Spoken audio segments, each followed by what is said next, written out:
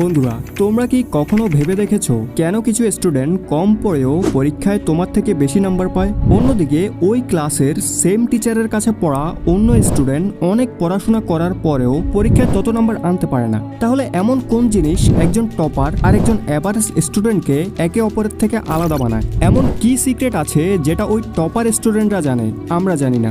যে কোনো পরীক্ষায় ভালো নাম্বার পেতে যতটা হার্ড ওয়ার্ক প্রয়োজন ততটাই স্মার্ট ওয়ার্ক প্রয়োজন। Without proper strategy, without proper plan, কম সময়ে ভালো নাম্বার পাওয়া ঘাসের মধ্যে সুই খোঁজার মতো কঠিন কাজ। তোমার এই কাজটাই সহজ করার জন্য আজকে আমি এই ভিডিওটি নিয়ে এসেছি।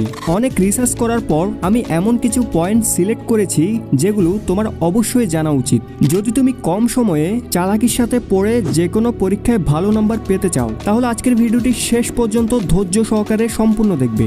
দেখো, জেনে না জেনে প্রত্যেক টপার স্টুডেন্ট এই পয়েন্টগুলো, এই কথাগুলো ফলো করে।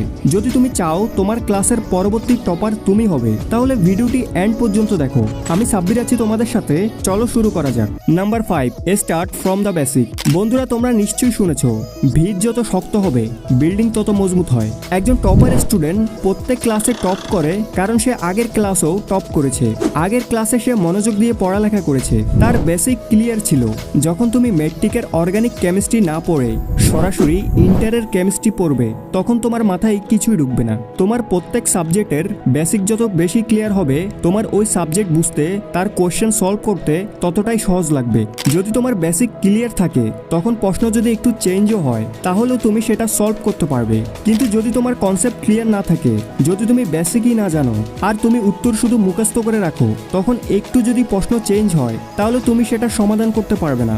এজন্য তুমি যে কোনো সাবজেক্ট, যেমন যদি তুমি ম্যাথ পড়ো, তাহলে তুমি প্রথমে সেটার যত ফর্মুলা আছে সেগুলোর একটা শিট বানাও। যদি তোমার বেসিক ক্লিয়ার থাকে, তাহলে যে কোনো সাবজেক্ট পড়তে তোমার সহজ লাগবে, মজা পাবে, আর মুখস্থ করতে হবে না, কাজ সহজ হয়ে যাবে। অনেক সময় তুমি দেখবে টিচার যখন প্রশ্ন করে, তখন যে আগের ক্লাসে টপ করেছে সে তাড়াতাড়ি উত্তর দিয়ে দেয়, আর তুমি দিতে পারো না, কারণ তার বেসিক ক্লিয়ার আছে। আজ প্রথম চ্যাপ্টারে তুমি যা পড়বে সেটার কনসেপ্ট পরবর্তী চ্যাপ্টারেও ইউজ হবে। Number 4, study in variety way. একটি টপিক পড়ার একের অধিক পদ্ধতি থাকে।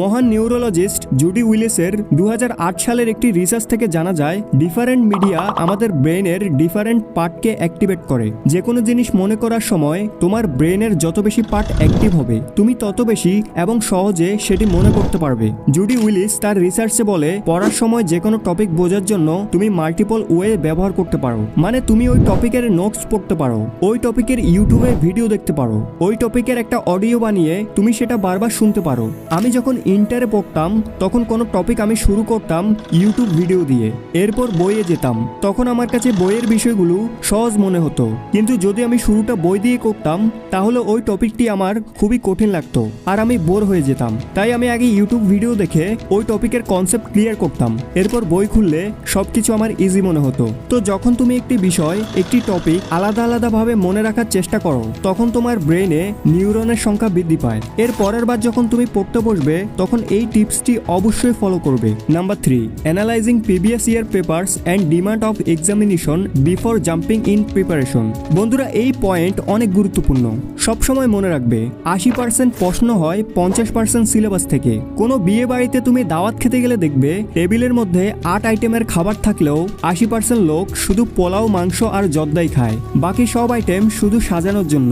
এভাবে 80% রেজাল্ট আসে 50% ইনপুট থেকে। ঠিক এইভাবে তুমি যেই পরীক্ষায় অ্যাটেন্ড করতে যাচ্ছ, ওই পরীক্ষার রিলেটেড সবকিছু তোমার জানা উচিত। তোমার জানা উচিত পরীক্ষার ডিমান্ড কিসে আর কোন ধরনের প্রশ্নকে বেশি গুরুত্ব দেয়। আর এগুলো তুমি তখনই জানবে যখন তুমি প্রিভিয়াস ইয়ার কোশ্চেনকে অ্যানালাইজ করবে। এজন্য তুমি যে কোনো পরীক্ষার প্রস্তুতি নাও না কেন, তোমাকে কমপক্ষে লাস্ট 3 বছরের প্রশ্ন অবশ্যই সমাধান করতে হবে। Number 2, summarize what you read. যেমনটা আমি বলেছি, 80% প্রশ্ন 50% সিলেবাস থেকে আসে। এই 50% সিলেবাসের যে টপিক বা তুমি যাই পড়ো, তুমি সেগুলো সামারাইজ করতে পারো। কম শব্দ ব্যবহার করে ম্যাক্সিমাম সিলেবাস কভার করতে পারো।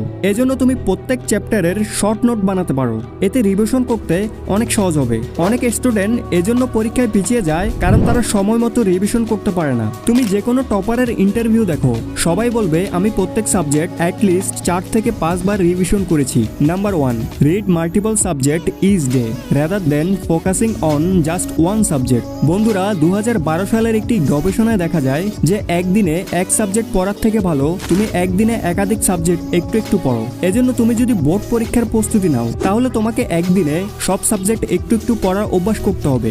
একদিনে এক সাবজেক্ট পড়ার ফলে একই ধরনের ইনফরমেশন মিক্স আপ হতে পারে। অন্যদিকে তুমি যদি একটু একটু করে সব সাবজেক্ট পড়ো এতে তোমার মনে রাখতে সহজ হবে আর ইনফরমেশন মিক্স আপ হবে না। তো বন্ধুরা, এখন ভিডিওটি সামারাইজ করা যাক। সবার প্রথমে তোমাকে সব সাবজেক্টের বেসিক জানতে হবে।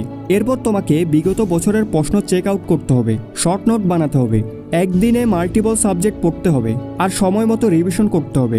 ভিডিওতে বলা কথাগুলো যদি তুমি ফলো করো তাহলে তোমার ক্লাসের পরবর্তী টপার তুমি হবে।